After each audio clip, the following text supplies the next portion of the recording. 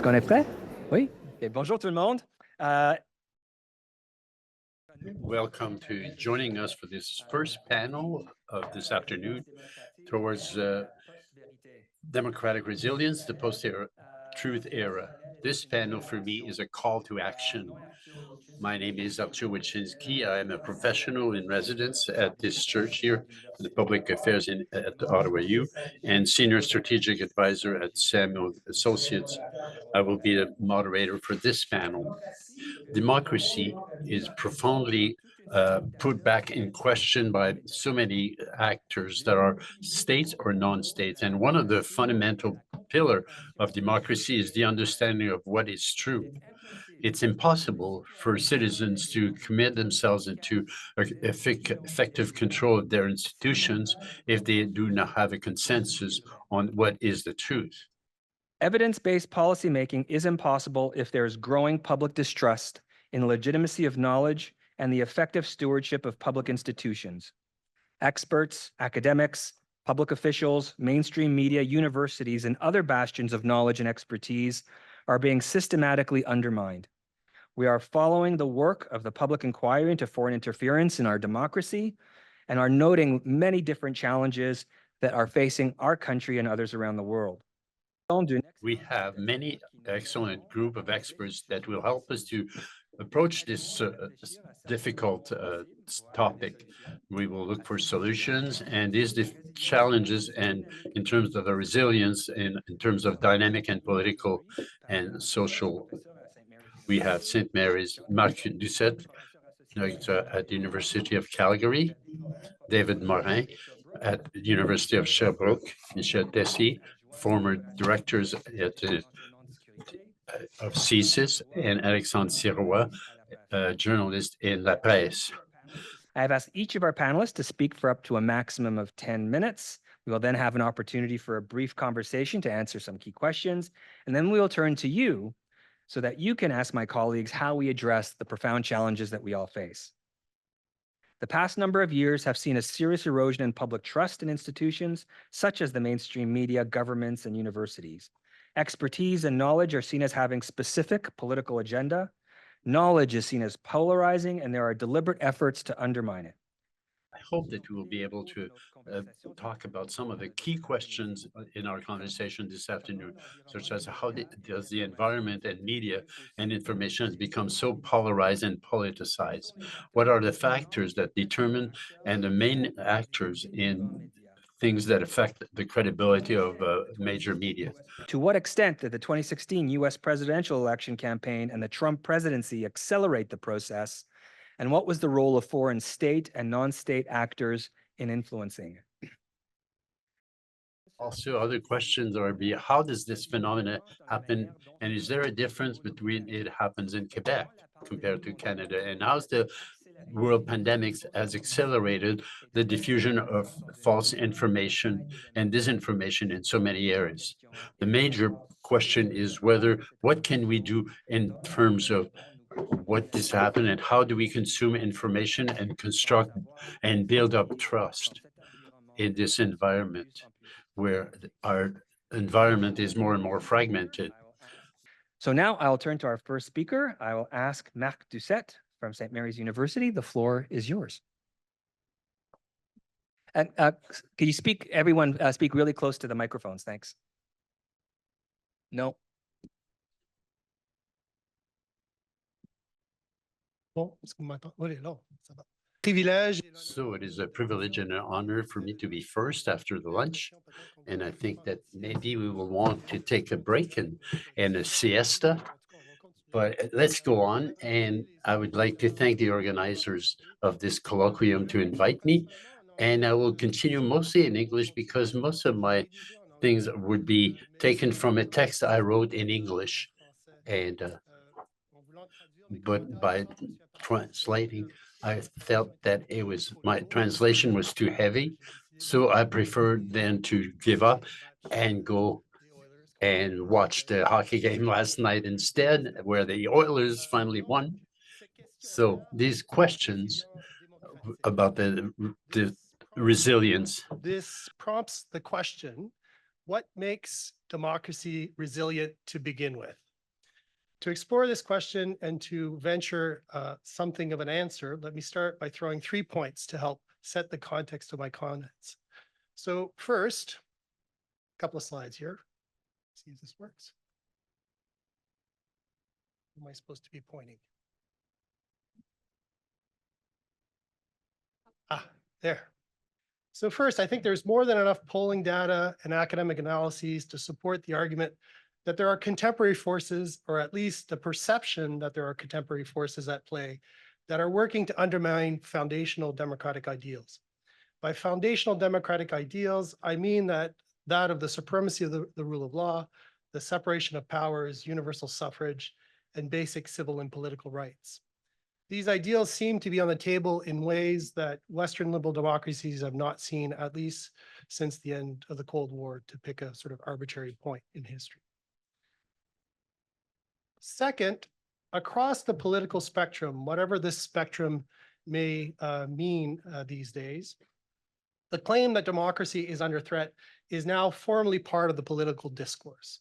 Certainly this is the case in the US, and I think it is the case elsewhere.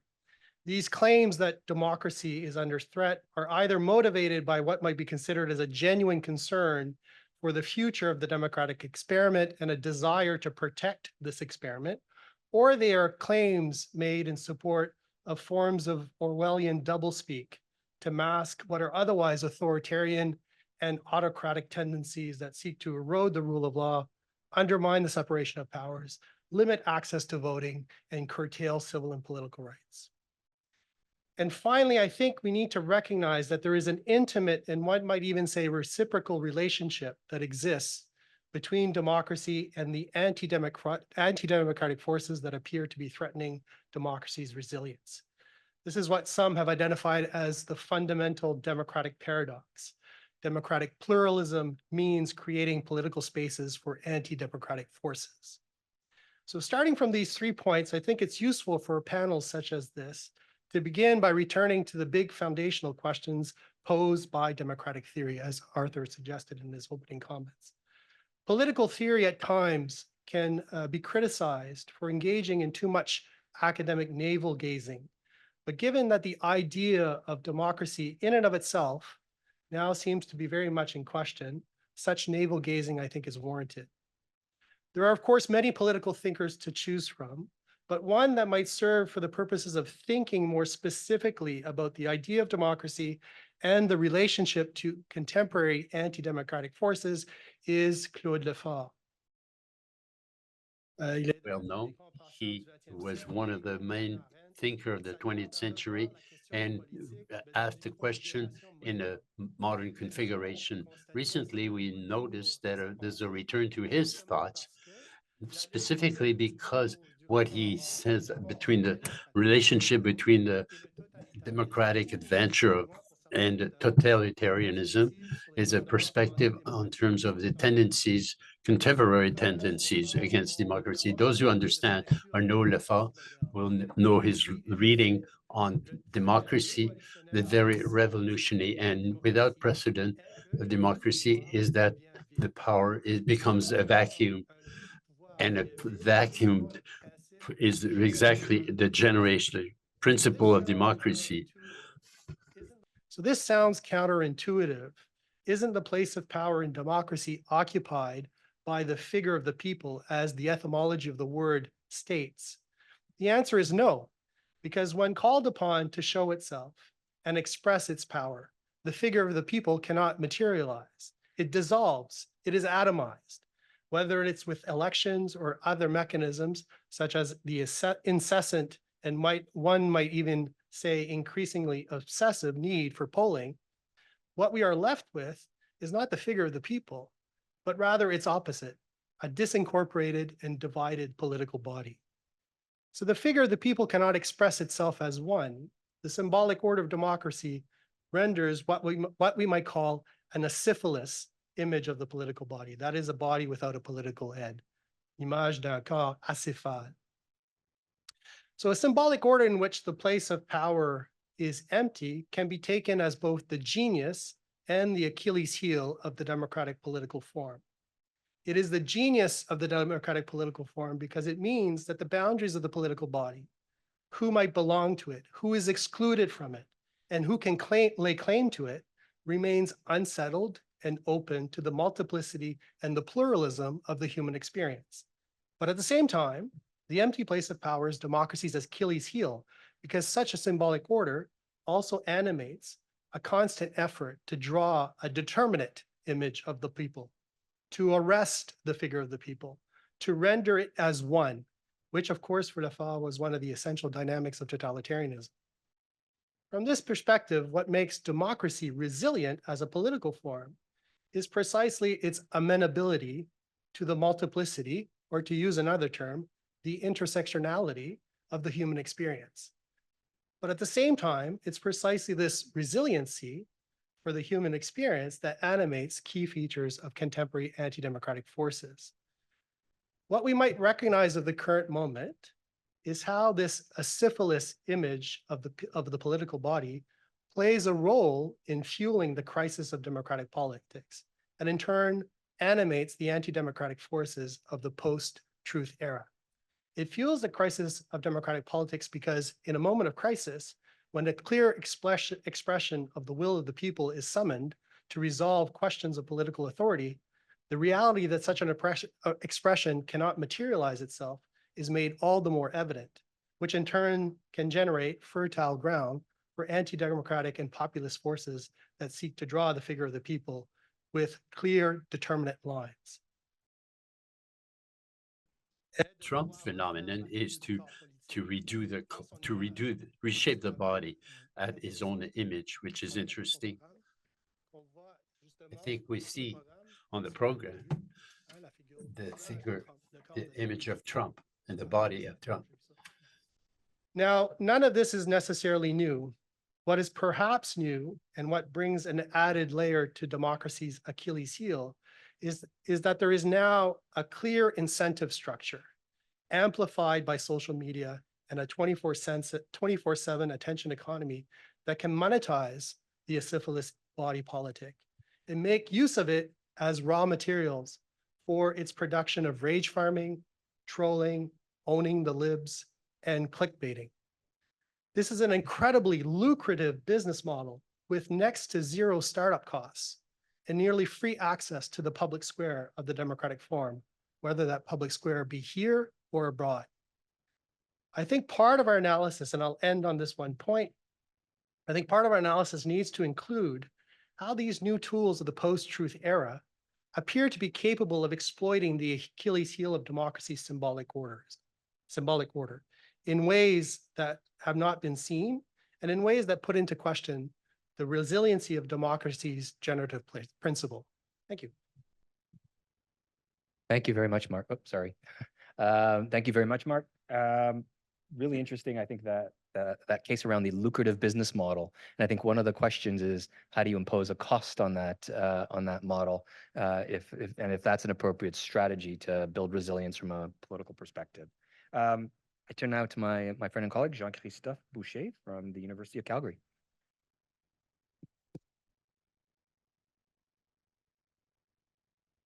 Can you hear me now? No, can you hear me? All right, that works. I'll try to share my PowerPoint. Let's see if I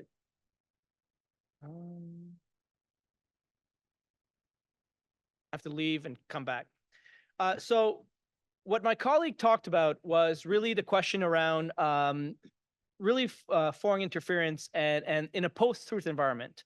I think he asked the right questions. You know, what would increase resiliency, and what are the factors associated with the vulnerability to foreign information manipulation.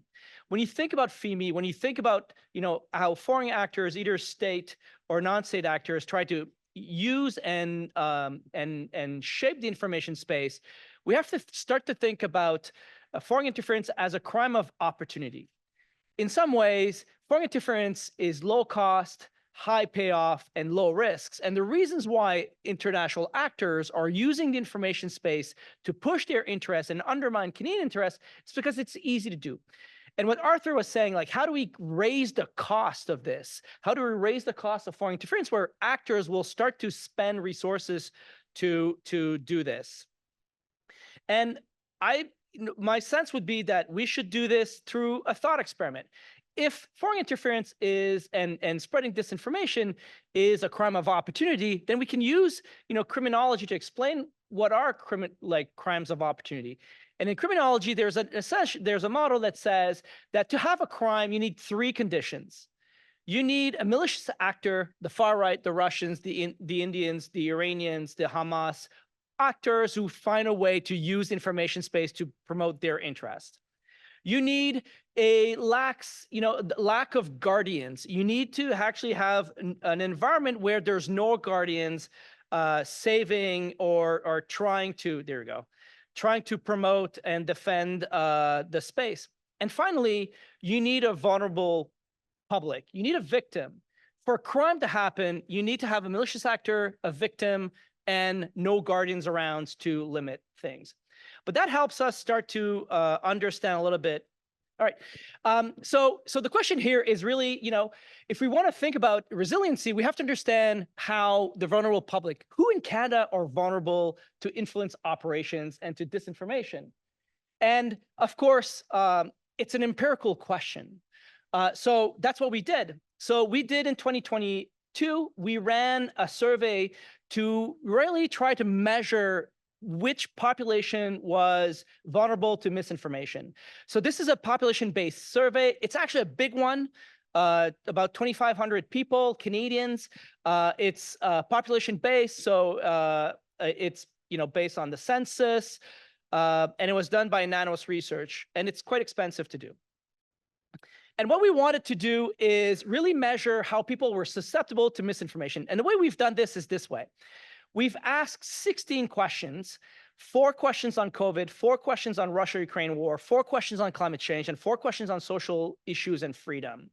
And where people would have to indicate how accurate to inaccurate statements were. So we were not really interested in measuring whether or not people knew the truth or not, or whether they were able to express uncertainty on issues.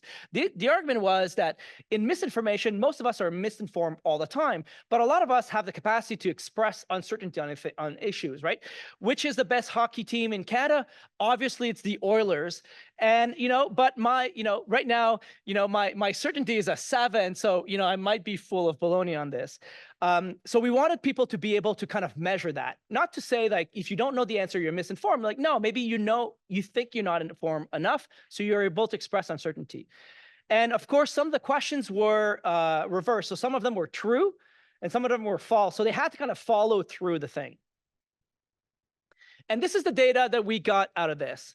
So we asked 4 questions on COVID, whether vaccines reduce risk, spread masks, on Russia, whether Russians were fighting neo-Nazis, whether it's NATO responsibility, is Russia committing crimes, biolabs, on climate change, a bunch of questions, and then on social issues, freedom can be limited in Canada on the answer is yes. Questions on LGBTQ grooming and replacement theory. So the good news when you look at this data is that most people are informed or were able to kind of situate themselves. But on some issues, there's a significant proportion of Canadians who actually don't know. For example, if you look on the bottom of the screen, especially on LGBTQ grooming or on replacement theory, there's almost 30% of Canadians who think that that might be true, which is an interesting debate. So the reason why we wanted to do this is really kind of measure different ways to measure misinform and kind of see how people were seeing it holistically.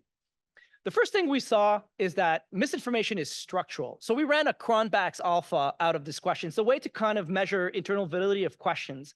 And if you look at the data here, it's 0.88, which means essentially that if you had the first question wrong, the odds of you getting the rest of the questions wrong were 88%. Which is very high, really. Like technically in surveys, when we get this kind of Cronbach alpha, we just drop and ask 1 question because they're all measuring the same thing. So what we get here is essentially the notion that misinformation or vulnerability to misinformation is not a question about information. It's a question of it's structural in nature. And then we start to run a couple of regressions, which is it big enough? A couple of regressions to kind of look at, which socio-demographic groups are susceptible to misinformation. I'll give you the spiel of this. Basically, younger Canadians are more misinformed or more vulnerable to misinformation than older Canadians. I think that's good. Well, older Canadians are happy.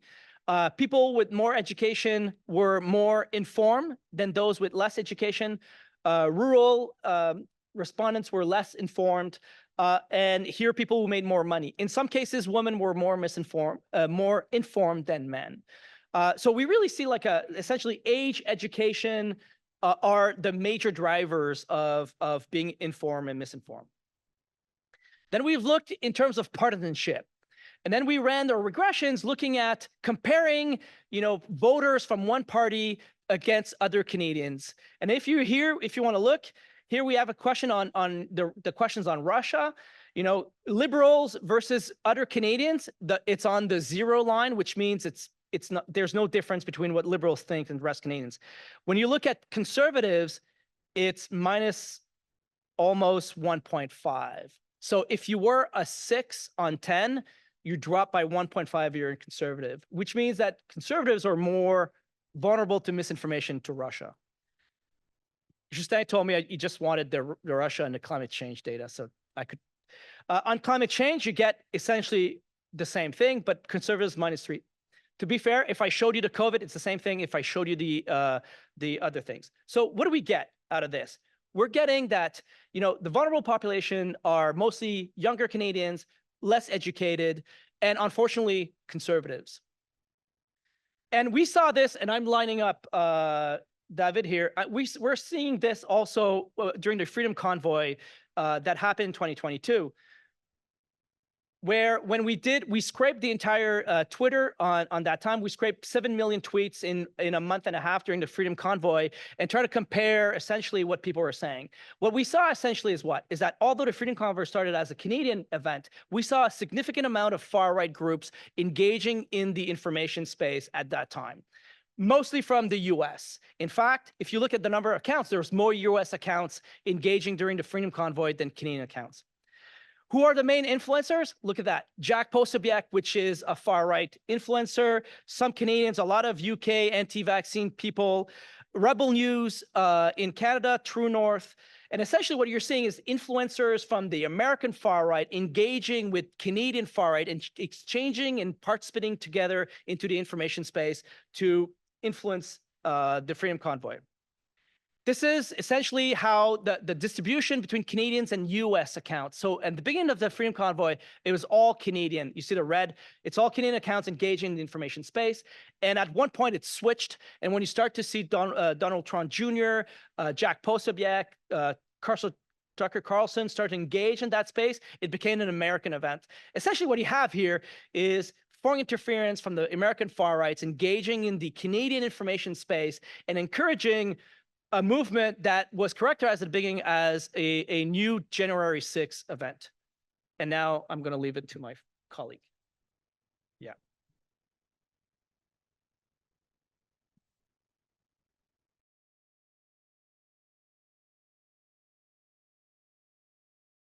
Thank you for Jean-Christophe for preparing all this. Thank you for our colleagues for this invitation, and to OTEC also with this good presentation for this last-minute presentation. So thank you. I will ask that the presentation come. The idea here is to do talk a little bit about what Jean-Christophe talked about. I want to talk about the ecosystem from the right, reactionary right, which is called the freedom movement. The main call here is the problem, if you want, is to think about the impact of the conversation in the US of the reactionary right, its impact on Canada. And my first part is pretty much coming back on what we have done and what we want to do in terms of the perspective. And we'll try to think about what can happen then. On a le droit de rêver. We can dream, we can think about whatever we want, we can think about crazy scenarios, because often the crazy scenarios we think of are not as crazy as real life. So on the red document, you can see what we have seen since the pandemic. There's this reactionary ecosystem that combines the classic far right, as well as anti-government movements, such as libertarian movements. And during the pandemic, the alternative science also took control, and also the religious right.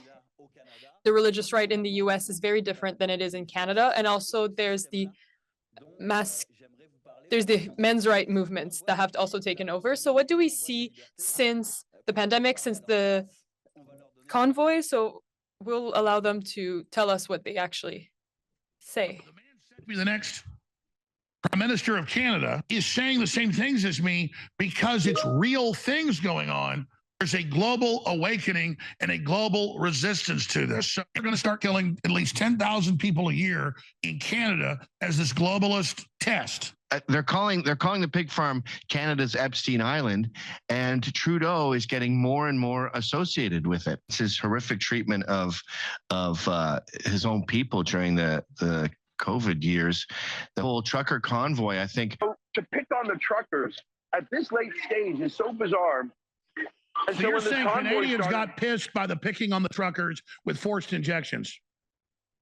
Not just that. But what if tyranny arrived right next door? What would that look like? Here's a first look at what we found. I received bruised, my hands were bleeding.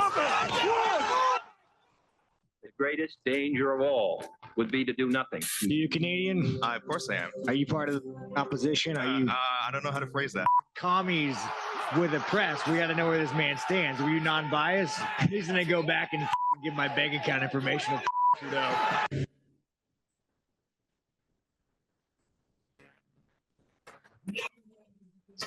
The manifestation of the National Socialist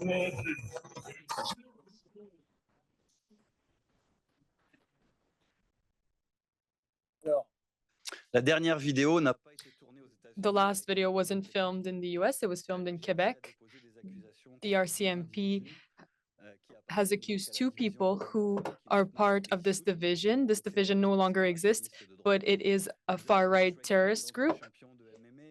We saw an MMA champion also talking about the issue.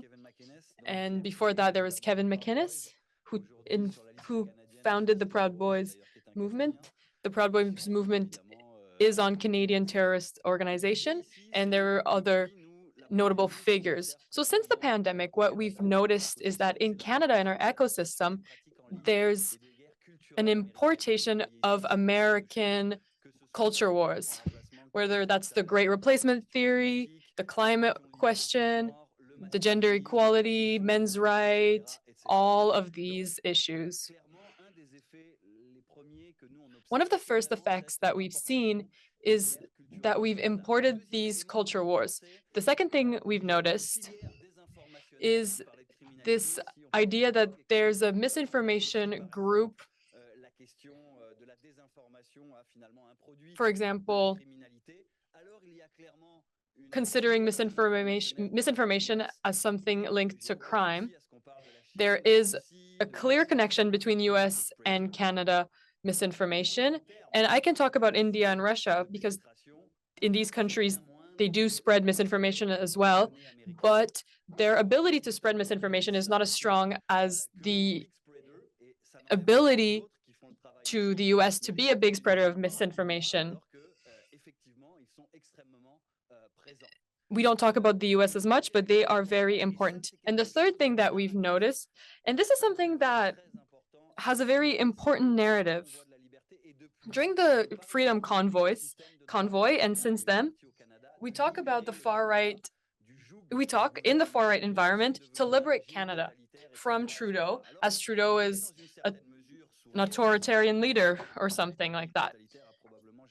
So I think that people who believe that Canada is under an authoritarian leader have never visited North America, North Korea rather, but there's this idea of liberating Canada. And this narrative is being spread in the American consciousness in a pretty major way. The other thing that we've noticed is that more recently, we've seen this will to get involved in Canadian politics. Here we can see Alex Jones talking about Monsieur Poilievre as an interesting candidate, and also Tucker Carlson meeting Danielle Smith, the Premier of Alberta, with other important icons. So it's really a beautiful family photo. We're only missing Dracula in here.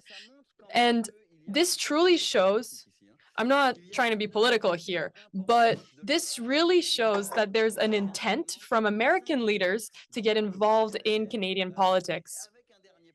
And before moving on, there's also the question of monetization. We do see financial gains on both sides of the border. Here, we see ads for Tucker Carlson on a Canadian channel. We haven't talked about it yet, but Bitcoin has also had an impact during the Freedom Convoy, as GoFundMes were blocked, and the only way they were able to make $1 billion was to have a third campaign with Bitcoin. So this is quite interesting, and it does make things harder for the RCMP and for information gathering channels. So I'll say it again. I'm so sorry. I should have said a trigger warning about the video that I sent earlier. It wakes people up to hear the guns. This stops people from falling asleep, so it's maybe a good thing. But when we're talking about far right, we see that this is growing. On the left, we see an increase in 50 years. So it's been an increase of 250% in the past 50 years. This started with the Toya event and then other important events. In the US, this has been present. In the US, there's the dark blue on the graph, and we see an increase of far-right extremist events. There is violent extremism in Canada. You've seen the video. You've seen the Caporal Matthews, who wanted to join the base in the US. There are Quebecers in Unite the Right. There was also the shooting at the Quebec Mosque. This person was also involved in that type of rhetoric. There was also Proud Boys. So all of this is present in Canada. It's real, and it keeps growing as we're speaking. There's the 764 group, which is like a Satanist group. I'm not recommending that you check them out. They're not very interesting, but there's also the Active Club. So we see this movement growing in Canada outside of the US. So for future scenarios, things can be complicated. Whether Trump wins or not, there are many scenarios. So I will present two scenarios. One scenario where Trump cannot run for the presidency or does not win, maybe because he's in jail, maybe because he gets injured, or a scenario where Trump is re-elected. In these two scenarios, what we can expect is that the alt-right and Canada will continue to act in the way that it has been acting, online and offline. Canada will grow as a subject of conversation in the American environment. Violent extremism will continue to grow. This is something that security agencies have been saying for years. We're also expecting increased social polarization on societal debates. The continued influence of American politics in Canada can make these issues more polarized. It will also be important to talk about the responsibility of our politician in the context of these speeches and of this discourse. And also, the meddling during politics. It's clear that people will try to get involved, and we'll have to watch for that. And for the second scenario, if Donald Trump is elected as president,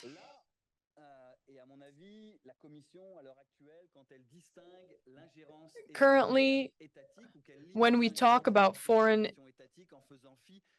involvement during elections, we tend to talk about it as state involved or non-state involved. But most attempts to manipulate elections does not happen through state agent, but it happens through influencers that support that certain government. And this we see happening with the alt-right in the US. Here's the link between the presidency and alt-right influencer that would support in getting involved in the Canadian elections. What are we going to do when these influencers spread the message that Donald Trump is spreading? I have 3 points. I could have added many, many more, but we were limited because of the time. So maybe you'll also think about some interesting scenarios. There's also the case of immigration. Trump said that when he gets elected, he will get free people from January 6th who are currently in prison, and he will end mass immigration. Whether he does these things or not, the fact that he's saying that he will do this, just as he had said when banning Muslim immigration, this creates a certain level of worry for these communities in the US. Many of these people might try to come to Canada. There's a few 100,000 to a few million people that might try to come to Canada. And what will this do in Canada as we are having already a complicated discussion about immigration in Canada and in Quebec? And the third point that I wanted to bring up is quite interesting.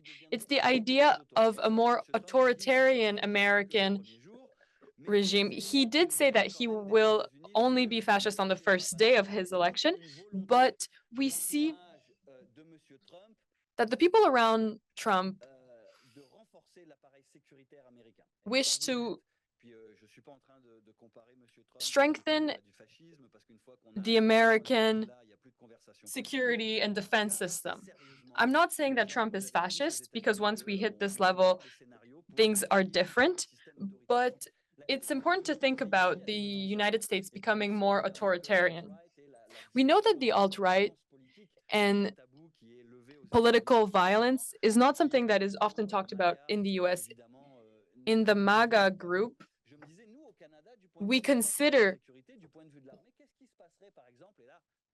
military involvement, but I was wondering what would happen in Canada if, for example, Mr. Trump were to ask his security agencies to act during protests in the US. This is against the Constitution. It has already been done in the past through a law similar to the War Measures Act in Canada. But how would these protests impact us? We have a very well-oiled machine in our system, but I think it would be interesting to still think about this question. Thank you. That was my presentation. So much for that. I'm a little breathless after that in terms of how we respond. I think you ask some really important questions, and I think that it's really important, I think, for governments to start being ready to answer them, because the scenarios, whichever ones are coming from various presentations, are particularly problematic. But we have a colleague here who was engaged, and sorry to put Michel Tessier in the firing line, if you pardon the expression. Michel, the floor is yours from an...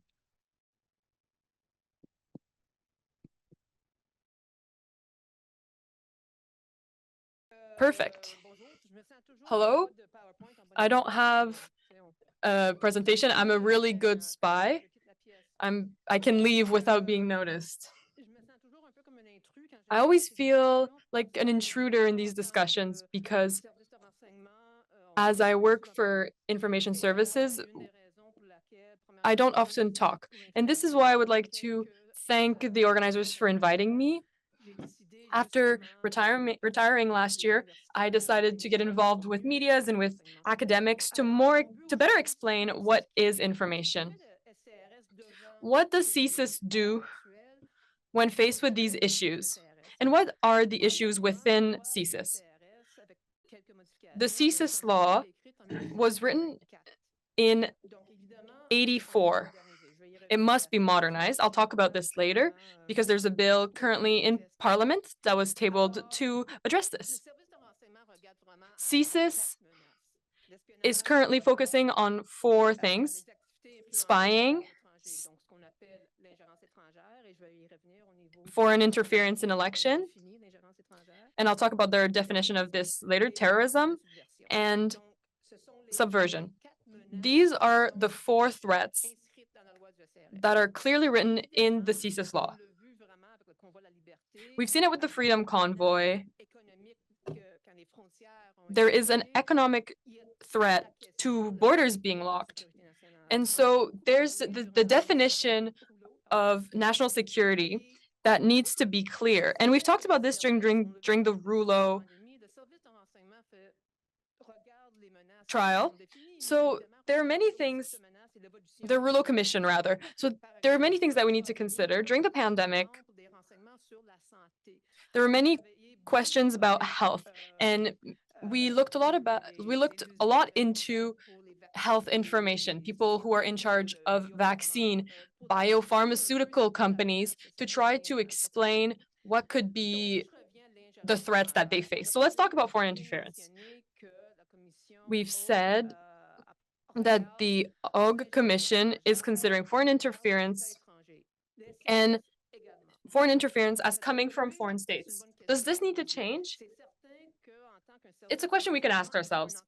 As in information services, we do need to have certain guidelines. Our system is very secure. I've worked with our allies, and there are many things that ensure that our system is secure. However, it's important to well frame the assessments done by CSIS to ensure that they are useful. So we talk about foreign interference as coming from a foreign state, but it's important to also talk about proxy actors that could be involved. So foreign interference must be illegal or must be done targeting a certain person. We've often talked about threats to diaspora communities coming from certain countries. So these are the criteria that CSIS uses to define foreign interference. Now, terrorism.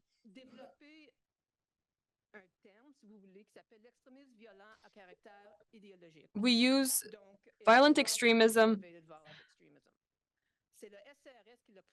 This term was created by CSIS, and other countries have used the same term as us because things have evolved, especially when it comes to the US. When we say right-wing extremism, some people might get offended because they are a right-wing politician. So to better understand what is this threat that is ever-changing in our society, we've decided to use this definition of terrorism. We have 4 categories of terrorism: xenophobia, anti-gender, anti-governmental, anarchists, so people who are against the government and who promote violence. And to meet the definition that we use for our service, we have a list of criteria. What are these criteria? Well, first there's the categories, and then we have criteria. Does the person promote extreme violence that could lead to death? Does the group promote violence that could lead to death? Does this group wish to change society? Is it more than just an individual fight? It needs to be something that targets society. If the director of CSIS was there, he would talk about a funnel. He always talks about a funnel every single time.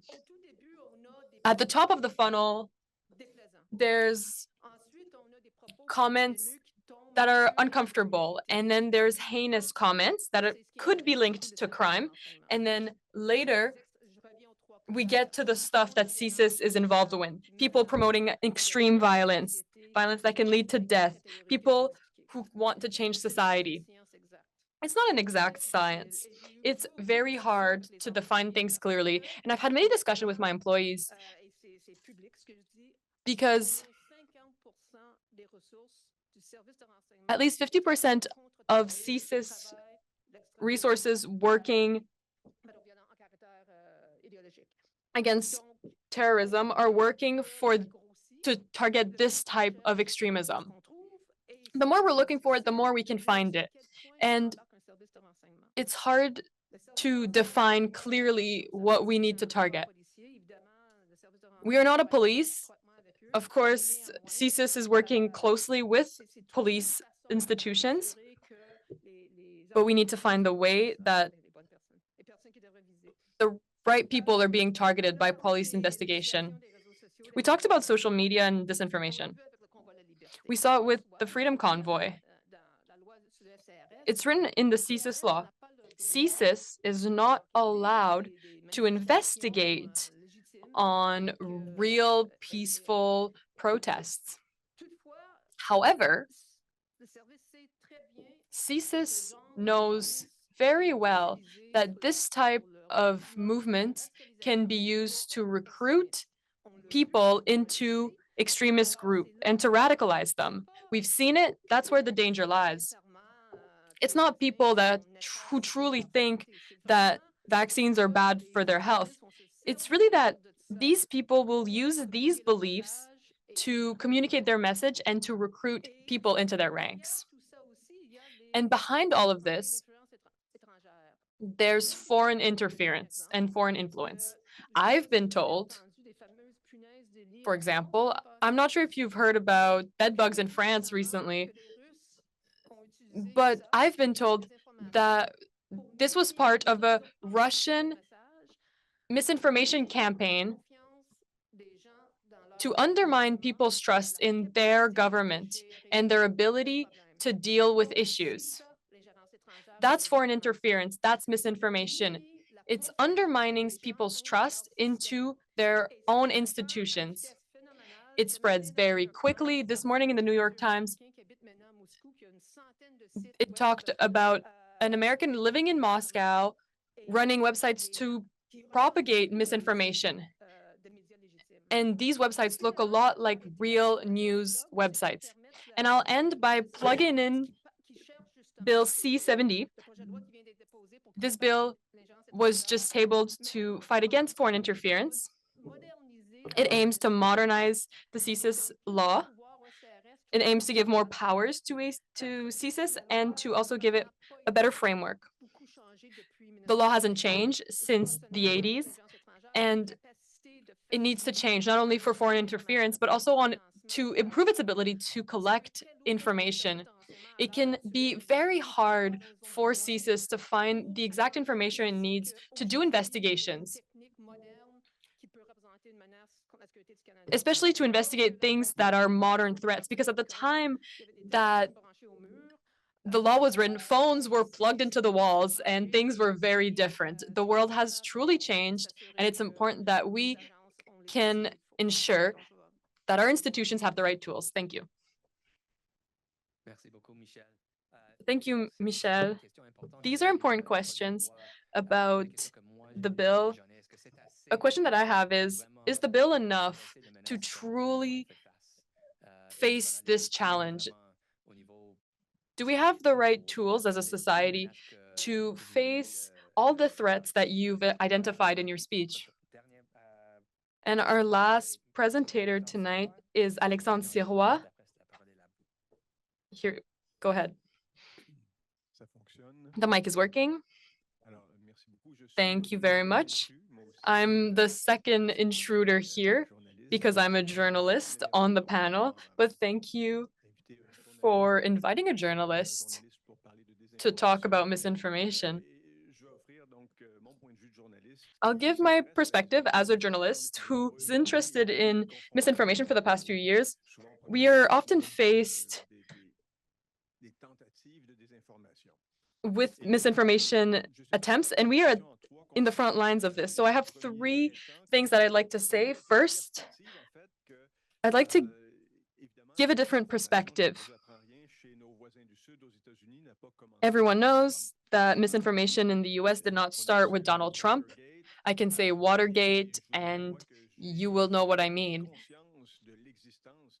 I truly understood misinformation in the US in the 90s. I met someone from Laval University, and I was at UQAM and at Laval University, and we talked about misinformation. And one of the examples that we used was the Gulf War. During the first Gulf War, many journalists had the impression that they were being manipulated while they were attempting to report on the war. They felt like they couldn't write everything they wanted to write because the information was being given very slowly. At the time, there was also a scandal. It was a very well-studied scandal. You might have heard of it, but it was the scandal in Kuwait. It was information that tried to say that there was, in Kuwait, people who would come in from Iraq and kill babies in a nursery. We later learned that this was a misinformation technique that was actually built by a firm. Misinformation existed back then, and it also existed when I was working for La Presse in the United States. It was 2003, 2006, at the time during the war in Iraq, and at the time, the administration spread disinformation about the event. It also spread disinformation to the rest of the world. The threat was seen as bigger than it really was. Even Colin Powell was at the UN spreading this message, and we tried to find mass destruction weapons, and there were no mass destruction weapons. The second thing I wanted to say is that disinformation has truly grown since Donald Trump. We talk about post-truth in the current title of the panel, so I'd like to share the definition.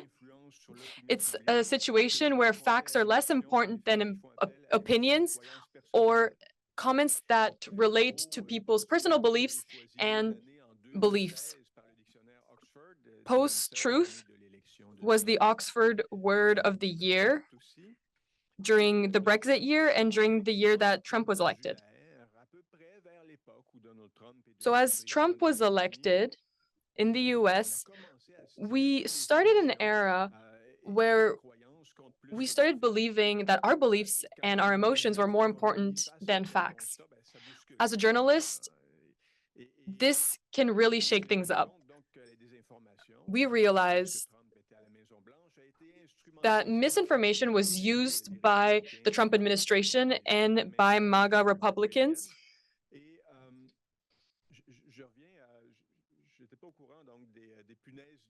I didn't know that the bed bug information was part of a misinformation campaign, but I wanted to talk about Robert Mueller's report on the Russian interference in 2016, and he said at the time that Moscow's goal was, as Michel said, to polarize the American political discourse and the American population. So, as my colleagues were talking about, They understood that, and that's exactly what they're doing since the day where he started to run for president. But the third thing that I noticed along the line of what David was saying is that disinformation is to me, it's a prediction in the South will increase under Trump if he gets reelected, whether it's by him or by the ecosystem, the conservative or the right-wing conservative ecosystem, who were, I'm sure that there's a difference between Trump and the White House and Trump outside the White House. If, of course, he continued to his operation of disinformation since he left the White House. The great lie that the American election was stolen by him is probably the worst example at the same time. I have an interesting figure here that Trump at the White House is that the Washington Post, who did a great journalist job, tried to calculate the number of lies that Trump did, the number of lies every day. And on 4 years, according to their calculus, it was 30,713 lies or false allegations. It means that 21 a day.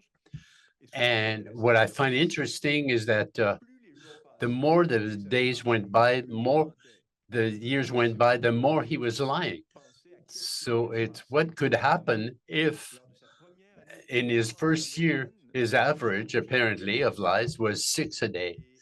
And in his last year in power, it was 39 lies or false allegations per day. So there was an evolution for the country in the White House.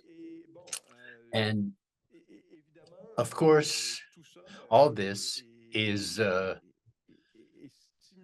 stimulated and provided by the right ecosystem. Also, somebody was mentioning the lucrative aspect of social media. Of course, it works with the commitment, and contrary to journalists, where the public interest is at the center of our work, it's not the case with social media. And I opened just a little door, and maybe we'll talk about that during the question. There's AI also. And the article that Michel was talking about, it's on the New York Times this morning, is if you're interested in disinformation, go and read that.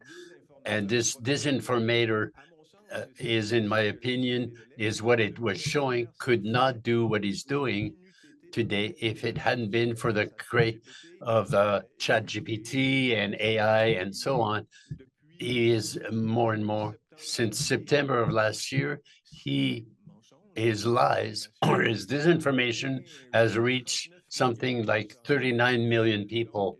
So the New York Times was saying he was able to reach about the work of his disinformation work all by himself is comparable to the work that the disinformation that all other Russian trolls that worked at the time in 2016 that were whose work was examined by Robert Mueller. So that's what I wanted to say. With Trump, it will be worse, but with or without Trump, the truth will still be in danger.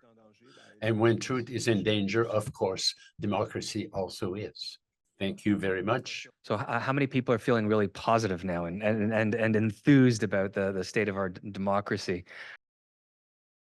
Thank you for your presentations, everybody. I think it was very important to listen to all the diversity of perspectives here. Before we turn to the audience for some for questions, so if folks are wanting to ask questions, just formulate them pretty soon. But one of the things that the panel was also supposed to talk about was building that resilience. And while I heard a whole lot about the problems, heard a whole lot about how entrenched they are and how not new they are also, that how states and allies have used this kind of technique in the past, and lots have for many. This is not a new thing, disinformation, misinformation. But how do we address the depth of the problem right now, given the various forms that you've identified? What is the role of journalism? What is the role of government? What is the role of education in mitigating, if not reversing, this undermining of our collective truth? Don't know who wants to go first.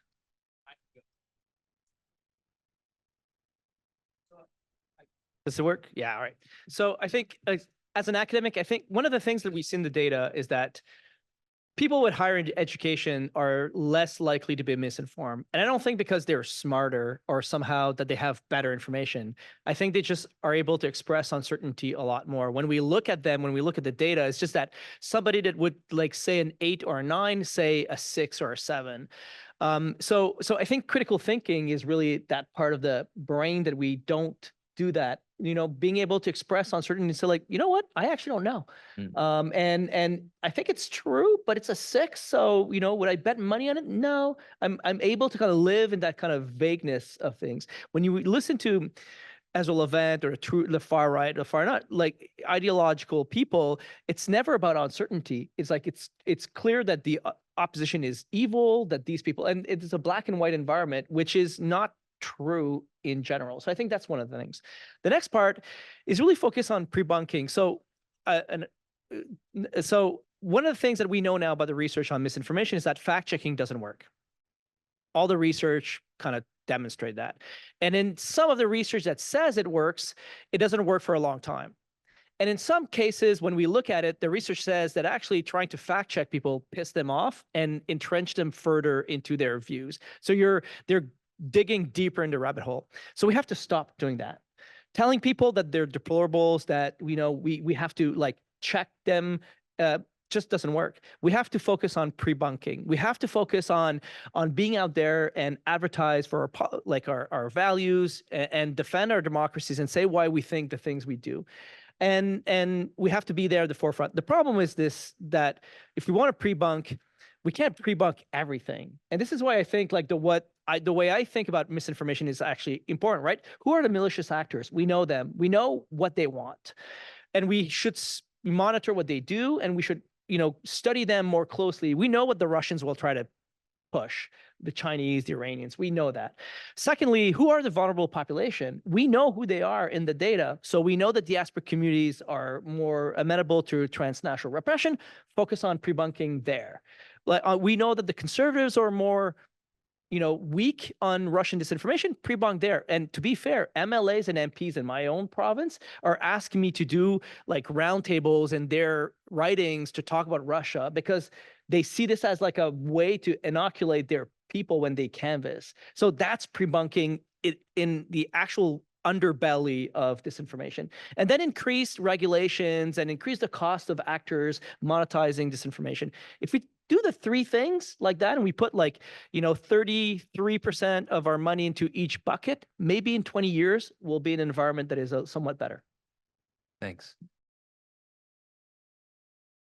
Alexandre, do you see a particular role for journalists?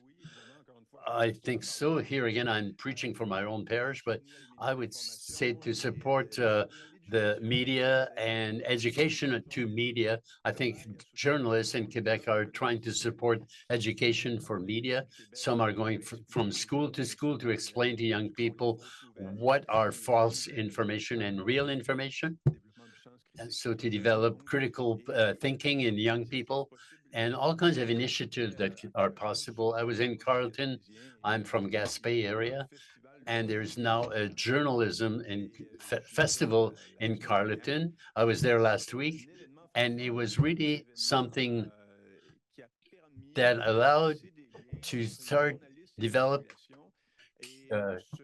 broader ties between the population and journalists. And I think this kind of event is a plus to fight against disinformation. And I think that we're not the only ones, because the Chief Justice of the Supreme Court, who was there to talk about his role, and he is also, I think he was in Winnipeg, where they went a few years ago. And so he was there with the same purpose of us than us journalists. So for me, that is what I would recommend very strongly.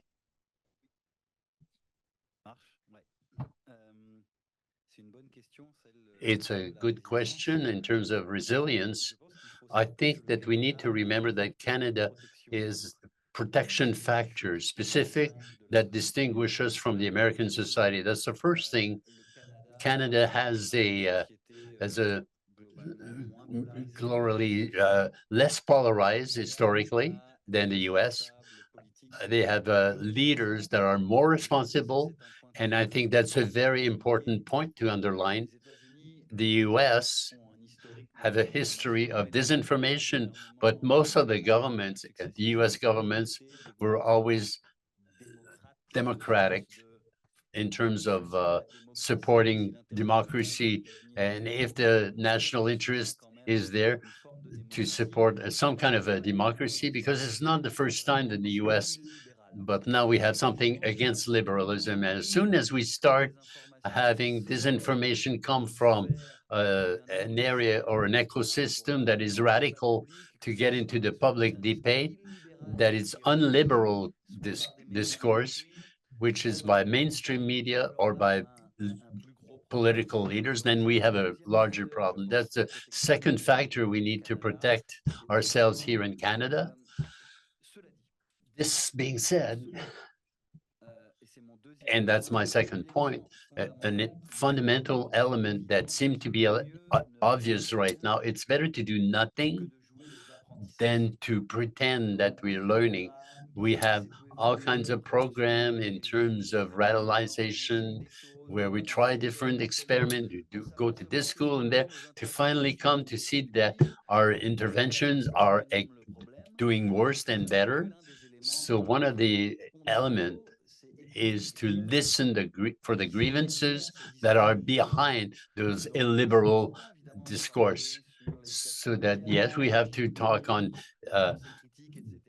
digital hygiene and critical thinking, but are we ready to listen to those grievances from society, which become more and more vocal in the public space, and their discourses are becoming, if not normalized, at least becoming more trivialized.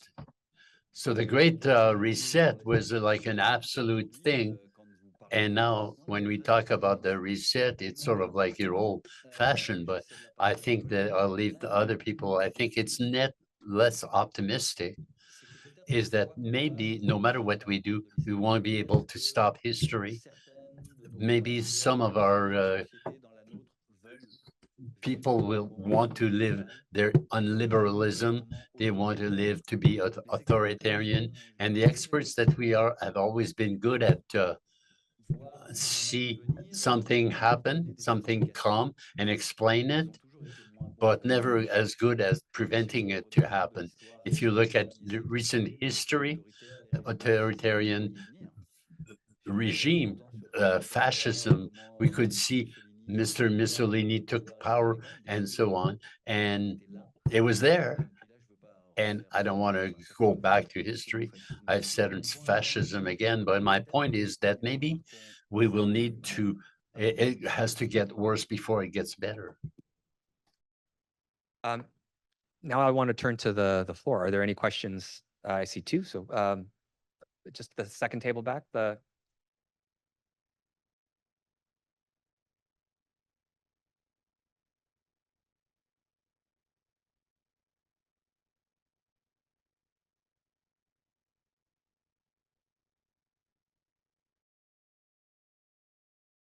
I have a question for David Morin and Jean-Christophe Boucher. Thank you for your presentation and the process of providing information and broadcasting information. My question was beyond reconfiguration and so on about parties and so on. Is there a more objective view of facts and their effects on the quality of life, on democracy, beyond just the partisan systems?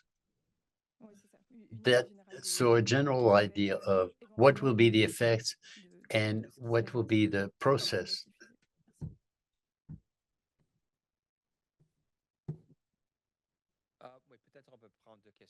Maybe we'll take two questions at a time.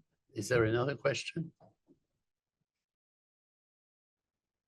Thank you. Hi, I'm a PhD candidate at Queen's University. My question is if you could maybe speak a bit more about the role of private authority in all of this. Particularly, it's not lost on me that actors like Meta and X are playing an increasing role in the information environment and also acting in a way that's relatively unchecked. And I guess this is kind of happening maybe as well at the same time as like the capacity of governments to respond to them is declining, not only in terms of we see, you know, defunding of public institutions, of journalism, but also efforts by our own Canadian governments to regulate their activities have led to them being capably able to just remove access to news, right?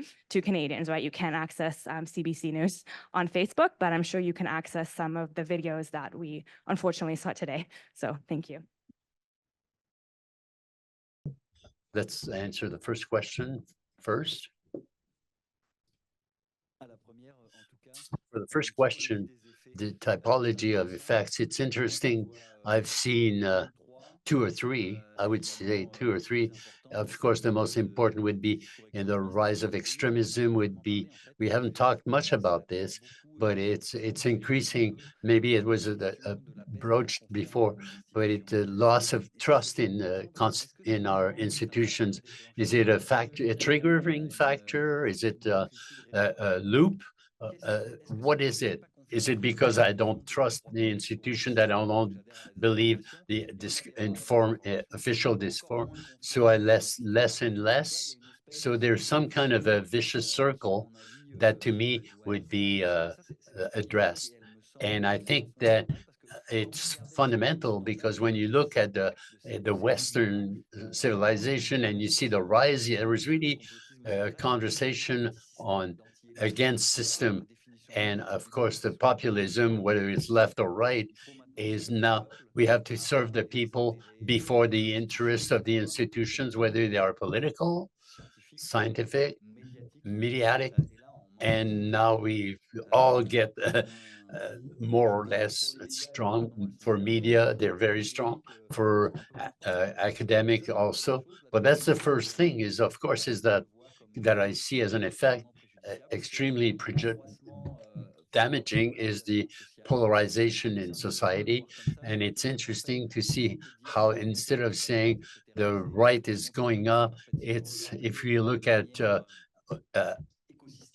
in terms of ecosystems, the war against terrorism, the increases rise of Islamism and the crisis of migrants, which strengthen the right in the West itself as increase the left, the anti-fascism movement.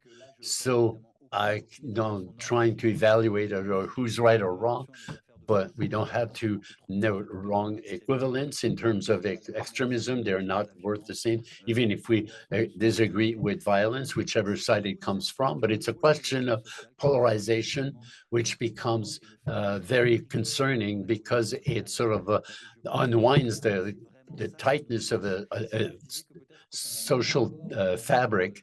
And I think we're ahead or behind on these things because we still have that question. And then there will be an interesting argument, which is that, as we say in Canada, as opposed to the US, where it's very present in France, but France still have the national, which should be elected. But those two elements seem to me to be the most important. It's a good question. We should talk about a typology on this. Maybe we should work on this together. I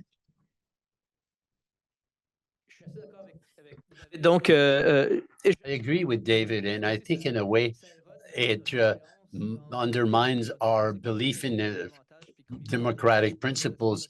When he talked about social polarization, it's the rise of intolerance and well, LGBTQ and marginalized communities. And I think that democracies are based on the principle that we will protect minorities against the majority. And I think my impression is that it's the opposite way, but slowly but surely we get more importance to the majorities, and it's the minorities that are pay the price. And contrary to David, I was not as optimistic about Canada because it's based on an agreement on a fragile, it's Anglophone, Francophone, is from First Nation or non-First Nation, new immigrants, and so on. So it's quite easy to very quickly get to unwind the social fabric. And there's no argument, there's not this melting pot as in the US we created to decide all these people have accept to keep their identity, their national identity. And that's what worries me the most. And I see that in unliberalism and against minorities. I see that in my province, where quickly we talk about hateful discourse against minorities. For instance, in Calgary right now, all queer bars have manifestations in front on Friday nights. So people in those communities will go and they are harassed by people. And so there's this element where democracy allows to protect the freedom of expression, but now it's become used to really put down this intolerance with intolerance. It affects me very much. And we have no mechanism for that. I see that every day. As a gay and as member of Jewish community, I see both sides. I see anti-Semitism. It's being amplified daily now because of the war in Gaza, but also in terms of community death threat as a professional here. You know, you're a groomer. You're trying to corrupt our kids. I find the language now is getting absolutely hyperbolic on everything. There is no moderation in terms of the language. It's getting worse and worse. And I think the question that you posed in terms of the role of private companies and how they, you know, what role and what responsibility do they have in terms of this space, and how do we address them? I don't know, Michelle, if that's something, not to put you on the spot as a former government employee, I can go down that rabbit hole too, but I figure you could take a crack at it. And then je vois une autre question après. Oui. Oh. Okay, on platforms, it's a very good question. And I can say that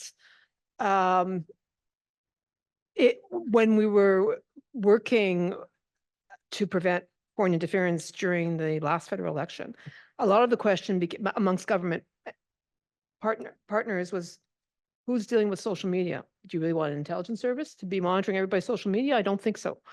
So who's doing it? And that was, and there's been discussions, there've been approaches, the Americans, notwithstanding X by Elon Musk, but the FBI have very good relationships with Facebook and very good relationships with other huge social media platforms, but they are pretty much self-policing. And it is an issue in terms of an intelligence service role. It's, well, give proper powers to intelligence service, but it's not the intelligence service who should be managing what people are putting on their social media page, obviously. So it's a very good question, because there's this, well, what do we do about it? Now, we've seen some attempts to harness social media. They haven't gone particularly well in Canada. Europe seems to have a much more successful go at it than Canada. I can't speak to that. I'm not knowledgeable enough about that particular issue. But I'll just speak from an intelligence service perspective, more transparency in terms of, from an intelligence service, this is what's false, this is what's real. Canada does not have an intelligence culture, for starters. So trying to, from an intelligence service, have more transparency, which I know the service is working at, but also accepting that and asking for it, pulling it, as we call it, as opposed to only the push. Because at some point there has to be that voice saying, this is where you should be, this is what is more accurate. But it's a tough battle. I mean, I think I read a lot of the New York Times, and I think every day they're trying to message something about what's false out there, but it's a huge challenge. And I think that is one of the key questions, is how do we, while respecting freedom of expression, how do we manage the web giants? That I think is a very legitimate question that needs to be, from a government perspective, that needs to be looked at. Hello, my name's Taya. I'm a master's student at Queen's University, and I just wanted to pick up on this last conversation. We identified a link between misinformation, disinformation, and this hypermasculinization that's come out. And I'm wondering if you believe that gender disinformation poses a unique threat to democracy and women's rights in Canada right now.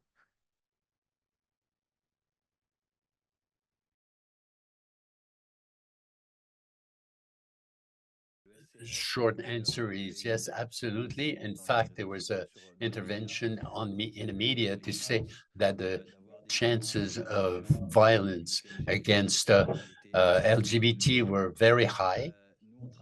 We're working with schools, and there's a backlash in schools.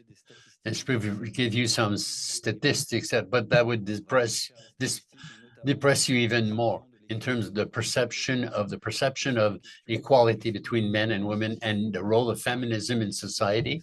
And there are extremely important statistics on the Z generation between young men and young women on the identity of gender, especially in their relationship and their equality. So we see that very clearly.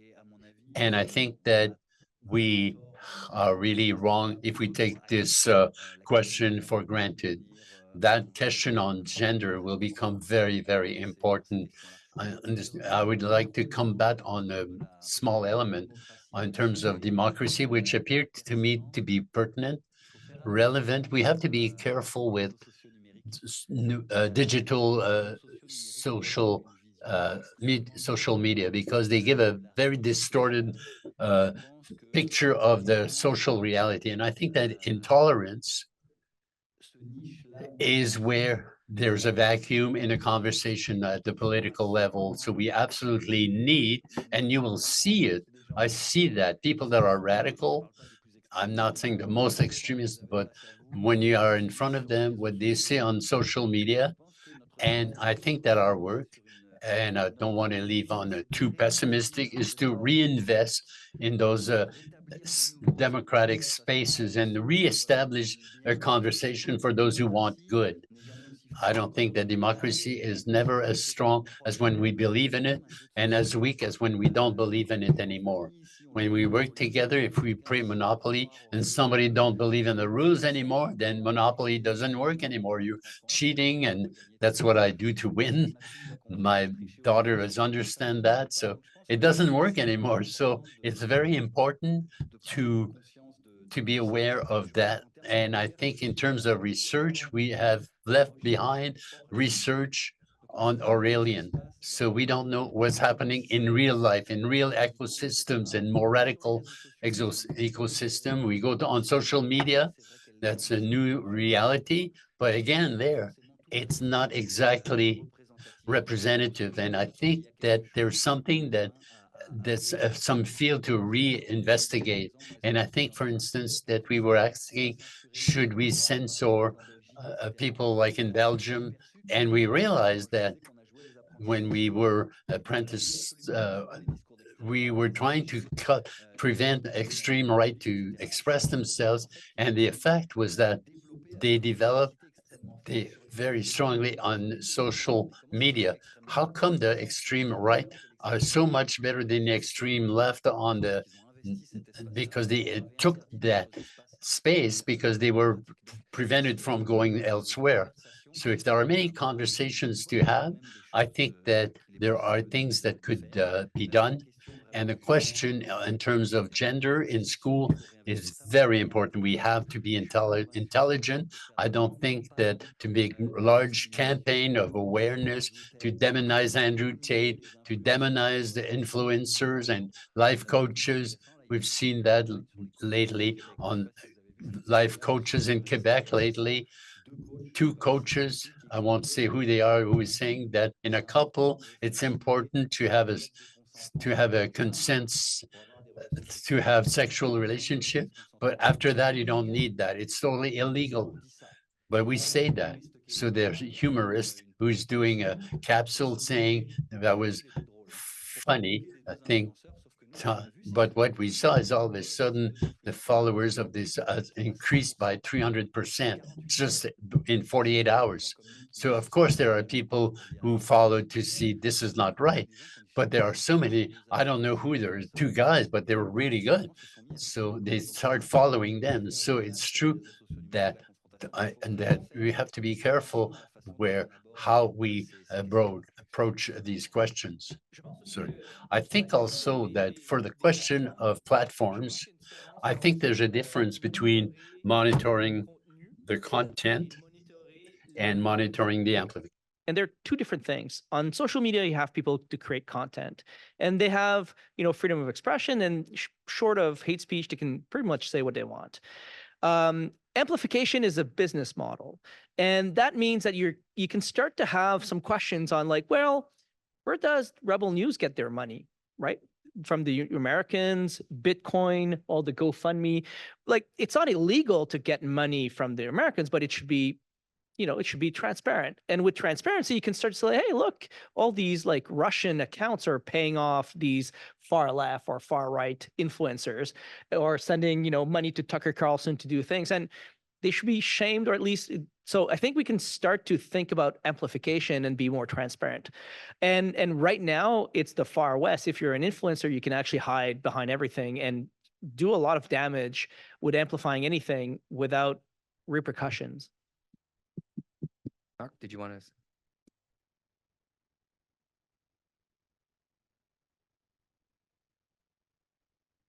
Marc? I'll share one. I was thinking about what Artur asked about resiliency and what could be done. And I guess I'll share one anecdote in an educational environment, a university environment. So I first started teaching here actually as a doctoral student back in 1996. You can imagine that, it's a long time ago. And it was a course in international relations. And pretty much every year since then, I've been teaching that same course differently. It's evolved. But I always, well, at least for the last 2 decades, I always start with a very simple question at the very start of class.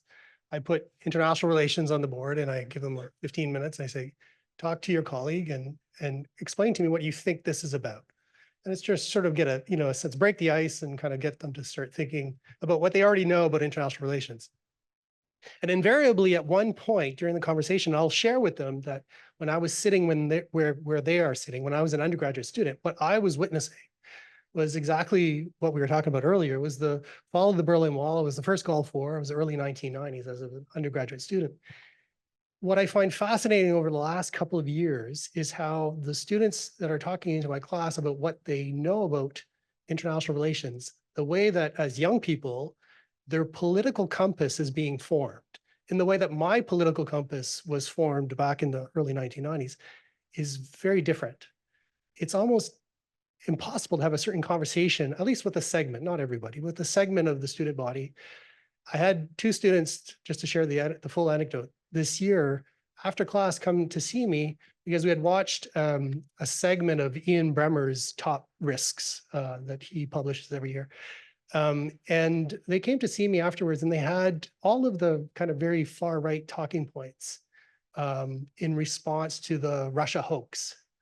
And I didn't even know where to start the conversation to sort of debunk or, respond. It was almost as if we were on different planets, talking an entirely different language. And so I think what's alarming to me as an educator, as a university professor over a number of decades now, is the way that this current moment is setting the political compass for an entire generation. And I don't know how you unmake that, if it's possible, because I look at my own and I don't think that I would want to unmake my own political compass. It still serves me very well. So I don't know what we do with that. I think that's how you build resiliency in that environment is a very challenging thing to address and think about. Thank you for that. Thank you to all the panelists. Thank you to the audience for asking questions.